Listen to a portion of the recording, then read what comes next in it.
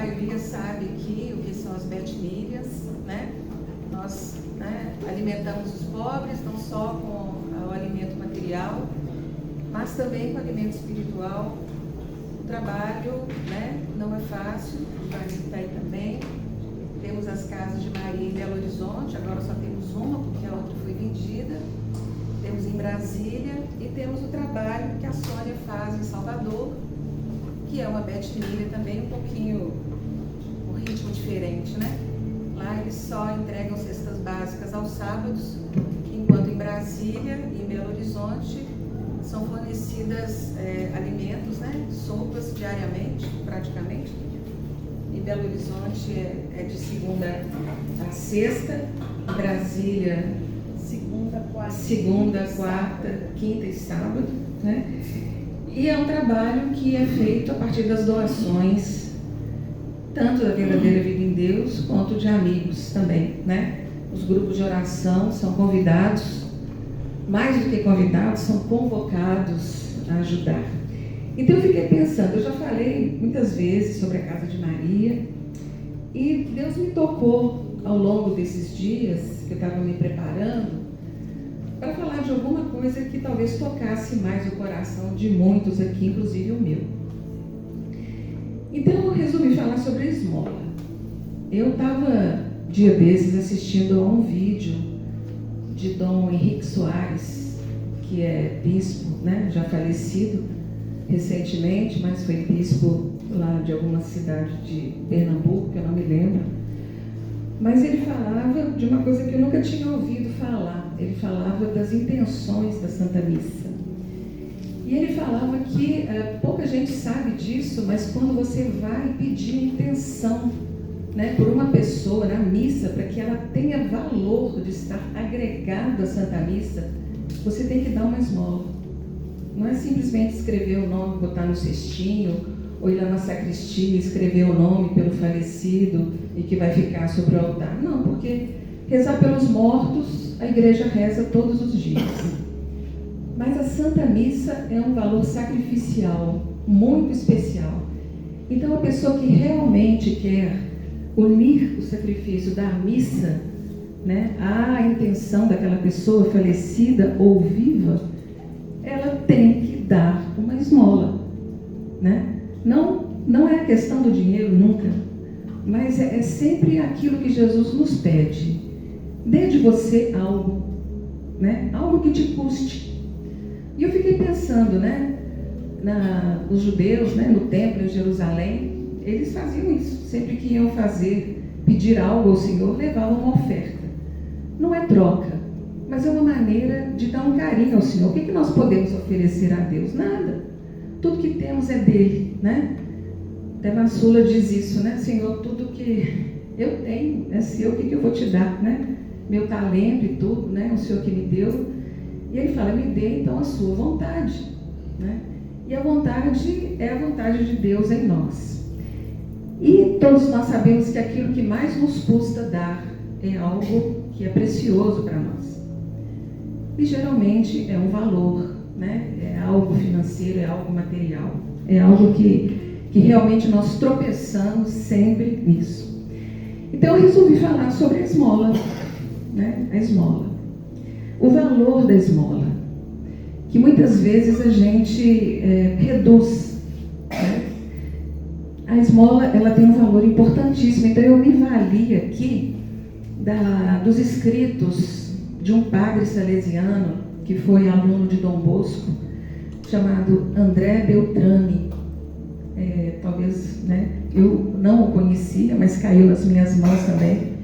E eu achei fantástico. Ele, inclusive, tem um livro que se chama A Esmola, que é da Biblioteca Católica, foi publicado. E é um clássico que fala sobre a esmola. Então ele cita alguns santos, né?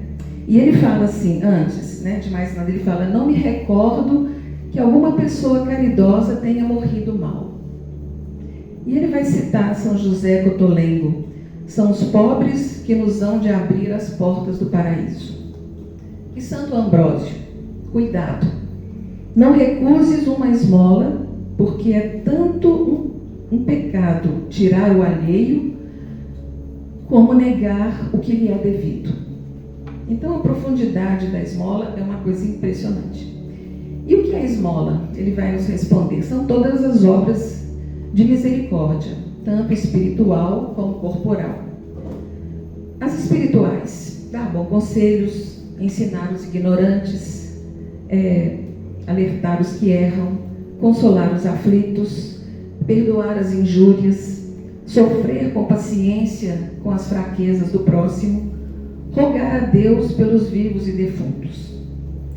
E aquelas corporais: dar de comer a quem tem fome, dar de beber a quem tem sede, vestir os nus, dar pousada aos peregrinos, visitar os enfermos e encarcerados, libertar os cativos e enterrar os mortos. Até aí acho que quase todo mundo aqui conhece. E na verdadeira vida em Deus, a nossa obra corporal é ajudar a casa de Maria, ajudar as Betmílias. E não é um conselho, eu entendo assim, não é um conselho, uma opção, é uma ordem. Nós precisamos ajudar as Betmílias. Por tudo isso, é o Senhor nos dando uma obra de misericórdia para a salvação das nossas almas. E eu vejo que esse retiro aqui, ele está particularmente místico nesse sentido. É o Senhor nos preparando para tempos difíceis, como o Beneval falou aqui. E quando ele fala da vida de São José, me deu um gancho também, para dizer como a esmola é importante, Vamos ver a vida de São José, que viveu dando esmolas.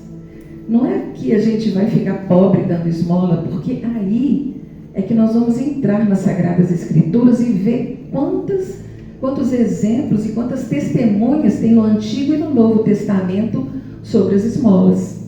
A começar do dízimo, que está lá em Malaquias, em que Deus Pai faz um desafio. O único desafio que Deus Pai faz a nós na Sagrada Escritura é dizer: dê 1/10 daquilo que você ganha, para ver se eu não encho os cofres da sua vida.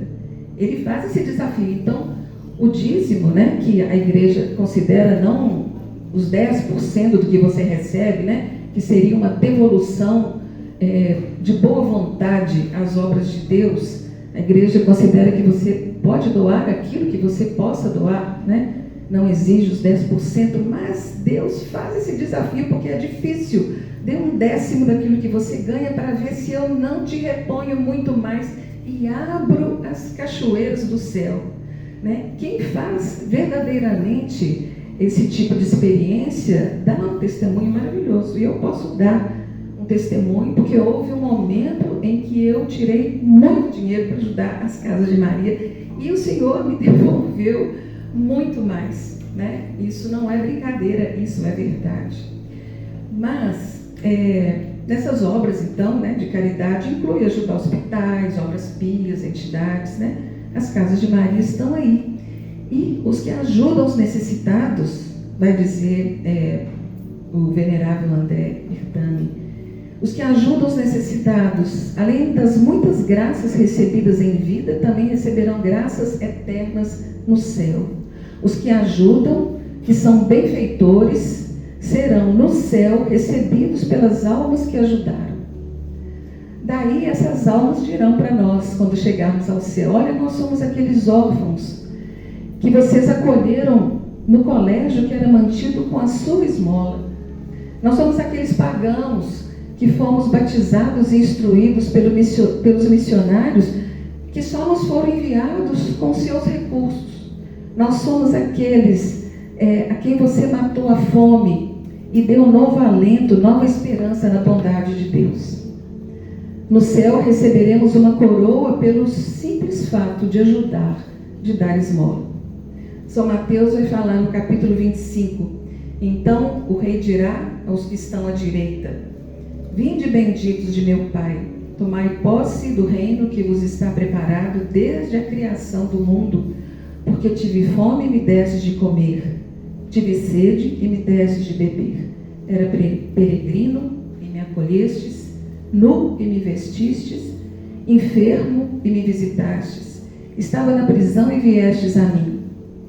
Os justos, então, lhe perguntarão: Senhor, quando foi que o vimos com fome e te demos de comer, com sede e te demos de beber? Quando foi que te vimos peregrino e te acolhemos, nu e te vestimos? Quando foi que te vimos enfermo ou na prisão e te fomos visitar? E responderá o rei: em verdade eu vos declaro, todas as vezes que fizestes isso a um desses meus irmãos mais pequeninos, foi a mim mesmo que o fizestes. E São Mateus, no capítulo 10. E todo aquele que der de beber a um desses pequeninos um copo de água fria, a título de esmola, digo-vos, em verdade, que não perderá a sua recompensa. Em todos os livros sagrados, a esmola é tema frequente, seja no Antigo, seja no Novo Testamento. A importância e a necessidade da esmola está aí. E aí o venerável André vai perguntar: mas e o que é o pobre? E ele responde: é a pessoa de Jesus sofredor. E continua: Jesus habita na terra, na Eucaristia e no pobre. Por isso é que muitos santos serviam aos pobres até mesmo de joelhos, como se serve a um rei, porque no pobre reconheciam o próprio Jesus. São Francisco de Assis, após sua conversão, encontrou um leproso e o abraçou com ternura e lhe deu uma esmola. Montado no cavalo, voltou-se para saudar o leproso, mas não viu mais ninguém. Compreendeu que Jesus é que lhe tinha aparecido. Isso também aconteceu com Santa Catarina de Sena, num dia em que ela saiu para pedir esmola para o convento, né, pedir pão, e ela não tinha nada, e apareceu um pobre e pediu a ela alguma coisa, e ela falou: eu não tenho dinheiro, não tenho nada para te dar, só tenho minhas roupas, mas são roupas de mulher, eu não posso te dar. Aí o pobre viu um crucifixo de prata pequenininho que ela tinha no pescoço e falou: então me dá esse seu crucifixo aí. E ela tirou, né, deu ao pobre, e o pobre foi embora e nem agradeceu, né? Ela ficou olhando assim. E quando estava de noite na cela dela, Jesus lhe aparece e fala: eu vim te devolver o crucifixo que você me deu, né? Então nós não sabemos, né? Mas nós agora sabemos, né? A figura do pobre não é à toa na nossa vida. Sim. E o que é o rico, né? Agora o rico. Falou do pobre, agora é o rico. Segundo o venerável André Beltrame, o rico é o tesoureiro, é o provedor do pobre. O rico, segundo ele, é obrigado a prover as necessidades do pobre. Deus o favoreceu com riquezas, não para que as utilizasse somente para si, mas para que socorresse os necessitados. Jesus Cristo ordena que o supérfluo seja dado em forma de esmola. Por isso, o rico deve dar muitas esmolas. Quando a gente fala rico aqui, não estamos falando de milionários, bilionários, estamos falando de quem pode se sustentar, né? De quem tem recursos, tem um emprego, ganha um salário, né? Até mesmo de São José, né? Que vivia e que tudo que ele ganhava, ele passava aos pobres. Exemplo disso também é a parábola do rico Epulão, né? E do pobre Lázaro. Ali, né, Jesus faz mostrar muito bem o que é a vida de uma pessoa que vive para si. O destino dela não é o céu, né? E Jesus já falou isso em várias outras passagens do Evangelho, né? Quando ele fala também como é difícil, né, um rico entrar no reino dos céus. O jovem rico, né? Aquela parábola do jovem rico que é tão tocante para nós. São João Crisóstomo também vai dizer: rico, ouve-me, tu não passas de simples administrador, hás de prestar contas ao Senhor até de uma courela. Aí eu fui ver o que era. É o nome de um vinho fresco e novo. Vês aquele pobre que te espera à porta? Veio para exigir em nome dele, nome de Deus. Deus o mandou. E aqueles andrajos que o cobrem são o uniforme que te indicam isso. Vamos, ser pronto em socorrer. Não é um favor que fazes, mas um tributo que pagas. a bondade de Deus. São Martinho, quando era soldado da cavalaria, encontrou um pobre seminu que lhe pediu esmola em nome de Deus. Martinho não tinha dinheiro naquele momento, mas arrancou do manto, dividiu ao meio e deu metade ao pedinte. À noite apareceu-lhe o próprio Jesus, vestido com o manto da esmola, e lhe agradeceu por tê-lo socorrido na pessoa daquele pobre. Um outro capítulo, do venerável André Bertrami é: a salvação depende da esmola. E diz que aqueles que dão esmolas se salvarão por elas. Na verdade, Jesus mesmo fala, que a esmola cobre uma multidão de pecados. E é o caminho seguro que o Senhor nos dá para a salvação, não importa quem sejamos. A obrigação da caridade é grave, está no 7º mandamento: não furtar. O supérfluo pertence ao pobre e comete um furto quem não dá o supérfluo ao pobre. A esmola combate a avareza, um vício terrível e repugnante, e que mais desonram o ser humano. O avarento é odiado por todos. O avarento se esquece do céu e faz maldade ao próximo.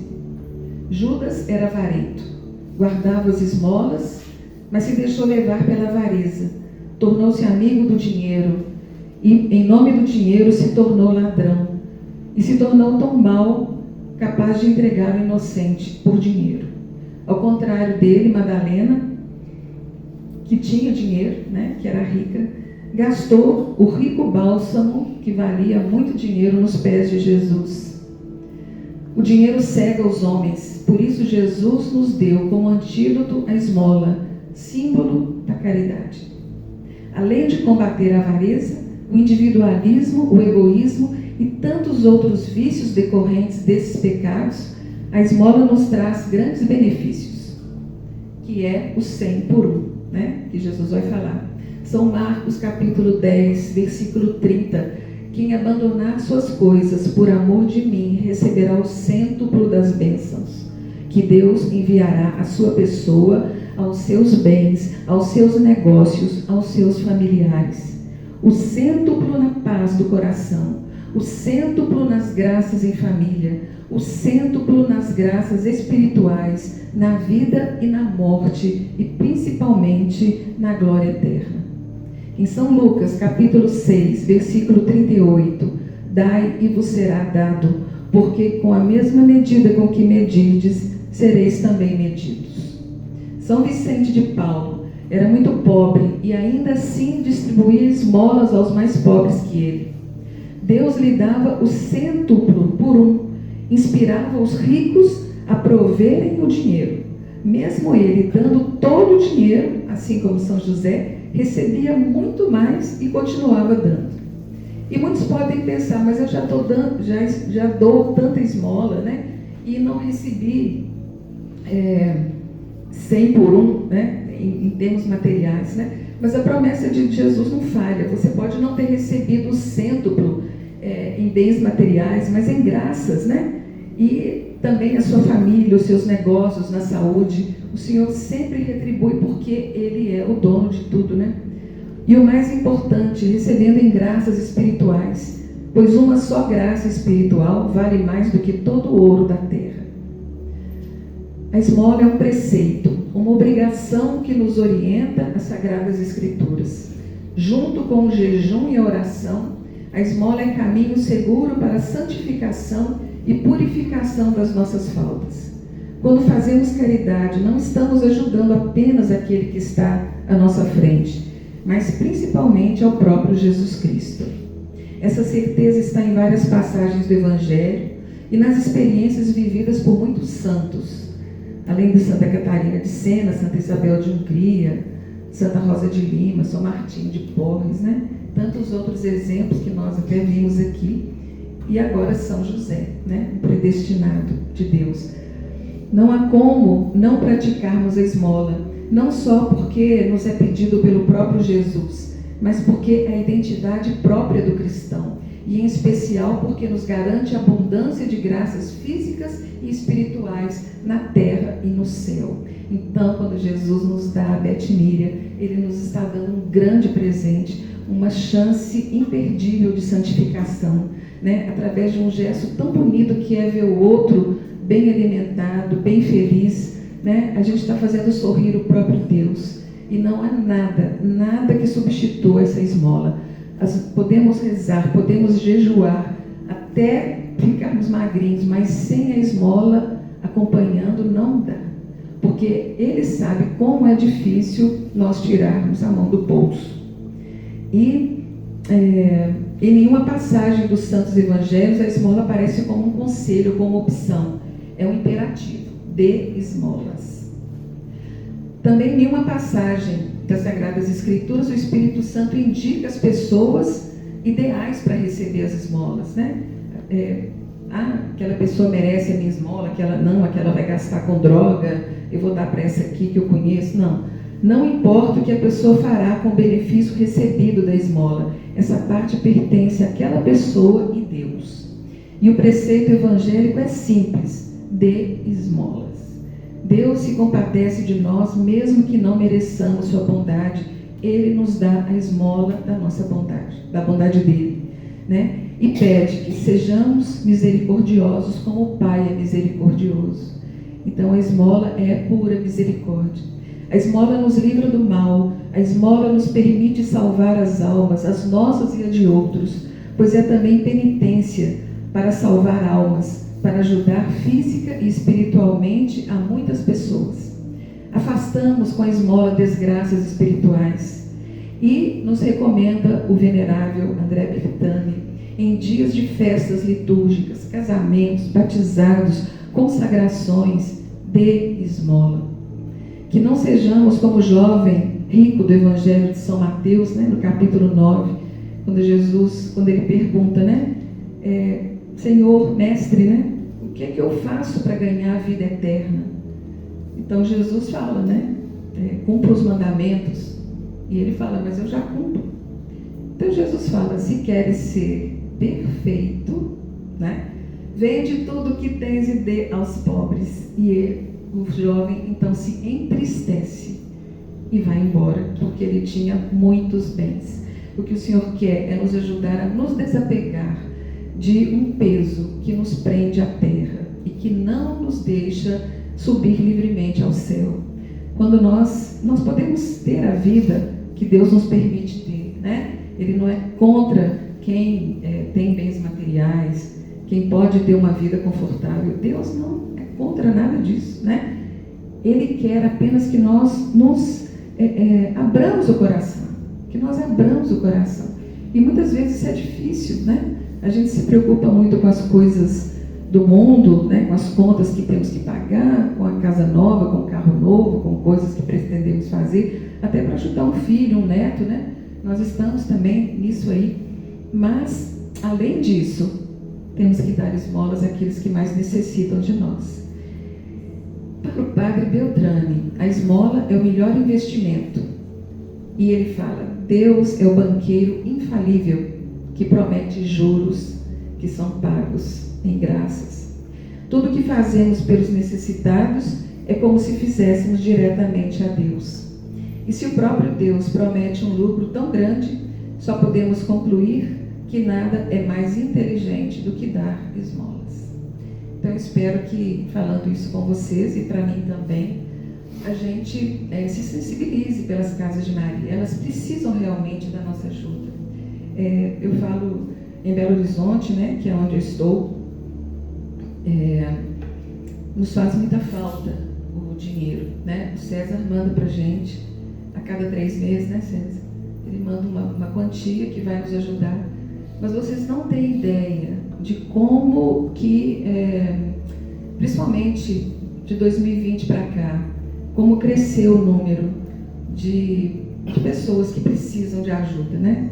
Lá na Vila Marsola, no aglomerado da Serra, é grande, cada vez maior o número de pessoas que vão pelo desemprego, né? Pela falta de esperança, por vários motivos. né, que estão lá precisando desse alimento. E traficantes vão lá comer também, né? A Nilza, que enfrenta o dia a dia lá, ela sabe como é difícil lidar, né, com pessoas que chegam muitas vezes embriagadas, são moradores de rua, às vezes brigam até na fila, são pessoas violentas muitas vezes, alguns estão armados, né? Mas a única coisa que ela pede é isso: tira a arma antes de entrar, né?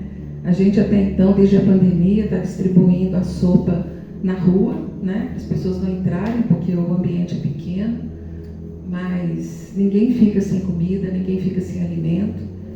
E graças a Deus, né, graças à bondade de muitos, nós recebemos mantimentos, cestas básicas, né? E vou voltar a falar, quem mais ajuda não é da verdadeira vida em Deus, né? Às vezes os próprios da comunidade levam um saco de arroz, um saco de feijão, tiram, já são pobres, tiram da própria pobreza para ajudar a Casa de Maria, né? Alguns empresários se condoem também e de vez em quando nos doam cestas básicas, mas precisamos sempre de termos dinheiro em caixa para pagar as contas, né? Precisamos comprar gás, gasta caro, né? Energia elétrica, água, despesas com obras, né? Nesses últimos 2 anos, 2020, 2021, até 2019, lá em Belo Horizonte a gente teve muita despesa porque a casa ia cair, né? Ela está numa favela, lá a região é montanhosa, e Nossa Senhora nos salva sempre, milagrosamente, porque a casa ia cair em cima de todo mundo lá, ia ser uma tragédia. E olha só que interessante, olha como Deus age. A casa estava precisando de pintura interna e a Nilza falou comigo assim: ô Berê, nós temos que pintar essa casa, né? A pintura interna está feia, está gasta. E eu falei: ai Nilza, vamos rapar o cofre aqui para ver, né, se a gente tem, se alguém pode quebrar o galho, fazer de graça, né, colaborar. Ela fala: o pessoal do morro ajuda, né, mas a gente tem que conseguir tinta, pagar o pedreiro pelo menos um pouquinho, porque precisa. Eu falei: tá bom, vamos encarar. Tá. Mas nem falava em pedreiro ainda não, era só o pintor, né? Aí conseguimos as tintas, compramos lá, chamamos o pintor.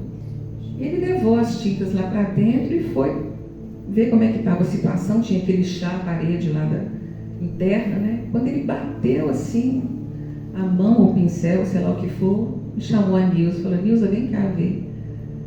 Abriu um buraco, a parede estava só casca, né?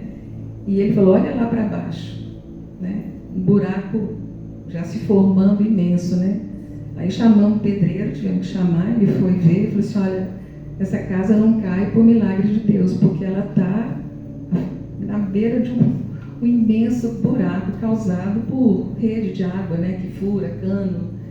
É até preocupante, né? Toda casa tem que ver isso, né? O encanamento, às vezes, ele, né, fura e vai gerando aquele buraco embaixo, né? A Casa de Maria, que fica num morro, praticamente pendurada, ela ia cair tudo por cima dela, né? Os barrancos todos vinham de casa em cima, ia ser uma tragédia.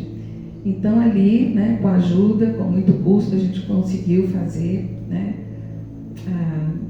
Não, eu tenho outro milagre. Tem outro milagre.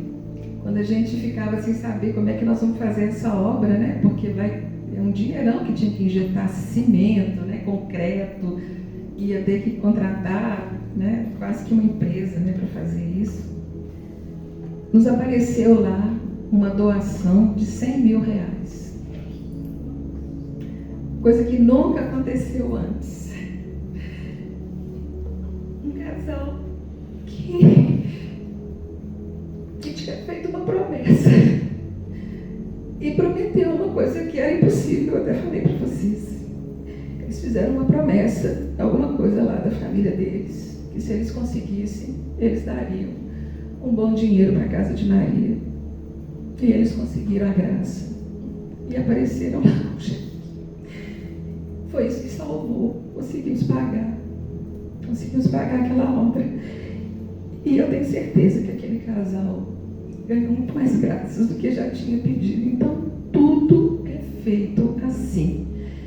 Então, assim, A gente aqui está falando de salvação, né? A gente está adorando Jesus, Ele nos está dando palavras tão lindas. Ele está preparando o nosso coração para a gente ser forte diante de tudo que vem por aí, que nós sabemos que vem, porque nós temos sido avisados constantemente pelas mensagens de Jesus. Não só por Vassula, mas Garabandal, Medjugorje, tudo está para acontecer agora e nós sabemos, no íntimo dos nossos corações, que precisamos desse preparo espiritual. E nos dá a Beth Miriam, né? E ele nos fala, dê esmolas, que vocês vão conseguir muito mais graças de fortaleza espiritual, muito mais graças de saúde para a família de vocês, para tudo que vem por aí. Eu tenho certeza de que ao falar da esmola para vocês, né, vocês vão ficar convencidos de como é importante, gente. No valor não importa que seja 10 centavos, mas tenham essa preocupação, sabe? E é isso. Joane, você quer falar alguma coisa? Obrigada, gente. Obrigada.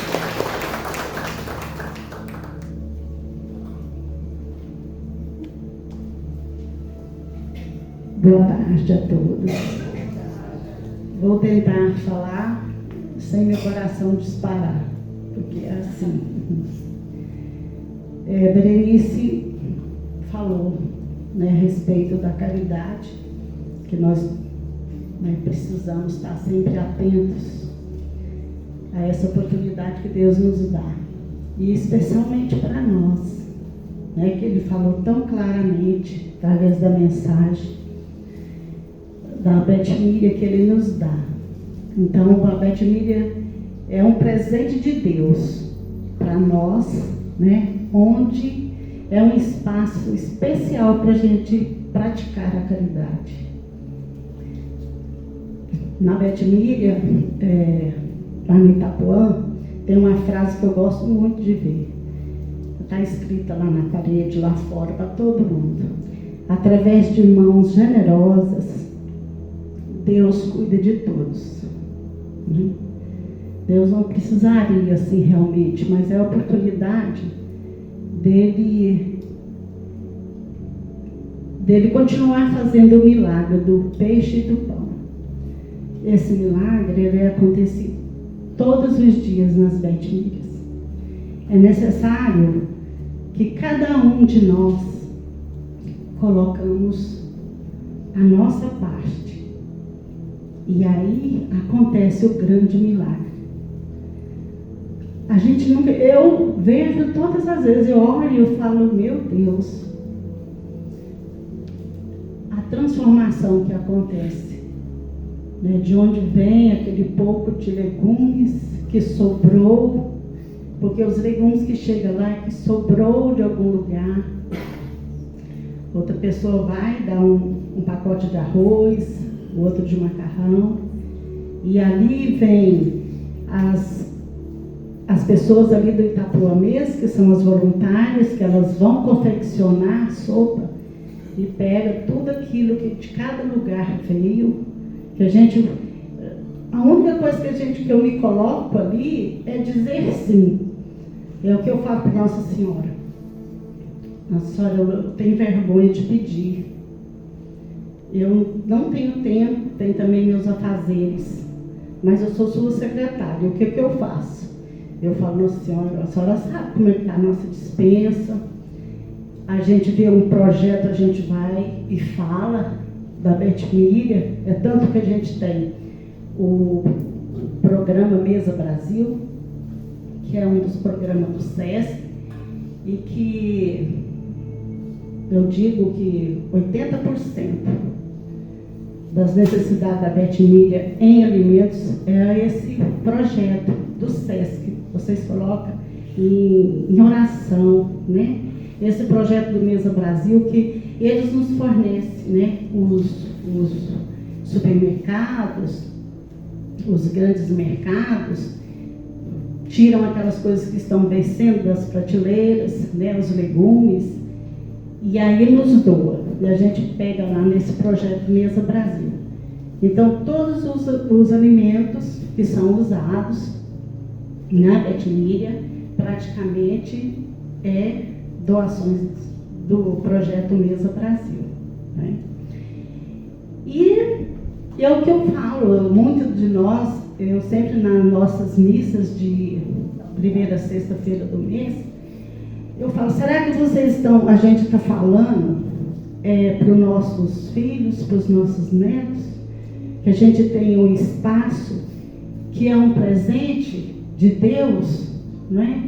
Às vezes a gente deixa de dar a oportunidade de outra pessoa ter essa graça. Eu falo que é uma graça demais, é muita graça, né? A gente tem aquele espaço, porque tem gente que fala assim, gente, eu queria doar, mas não sei nem para onde eu dou.